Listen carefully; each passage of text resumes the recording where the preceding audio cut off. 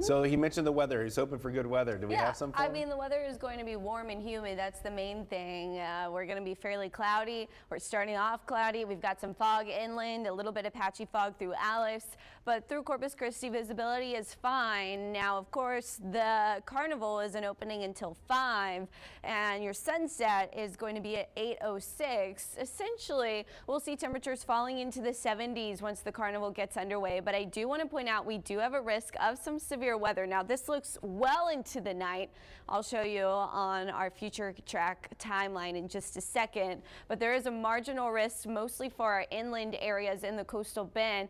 What we are going to be dealing with in Texas is a daily risk of severe weather, mostly across central Texas, but at times even as far south as South Texas and the coastal bend. And that has a lot to do with where a dry line sets up these next 3 days. So what a dry line is it's a kind of like a cold front, but temperatures don't really vary on either side of the dry line. It's the amount of moisture. So we've got a lot of moisture coming up off the Gulf of Mexico, drier air coming off the Rocky Mountains behind that dry line. So where the dry air and the humid air meet is where we get thunderstorms to develop. And so that's what we will be watching starting at 6:30. We'll watch for that development in Mexico. Then those storms make their way likely between Del Rio and Laredo by 11 p.m. and that's when we start to put our guard up for some potential severe strong winds making their way mostly into the northern counties of the coastal bend. But you'll see 1:30 a.m. is going to kind of be that go time.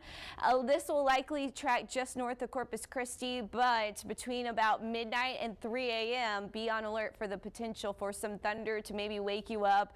The best thing to do is just make sure you have a place to go indoors. By 5 p.m. on Friday, we see thunderstorms also developing across this dry line. We'll have to watch those a little bit further south, making their way and potentially impacting Corpus Christi a little earlier. Friday night could be closer to 9 p.m., but a lot more of that activity is expected to be to our north, closer to Houston.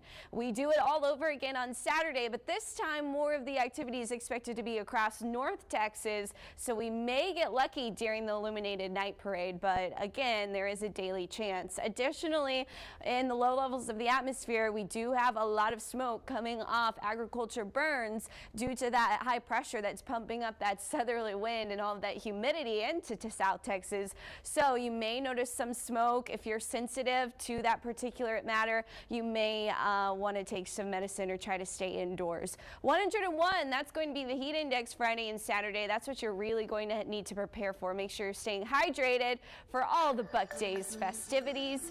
Temperatures will be in the upper 80s and the heat index values triple digits.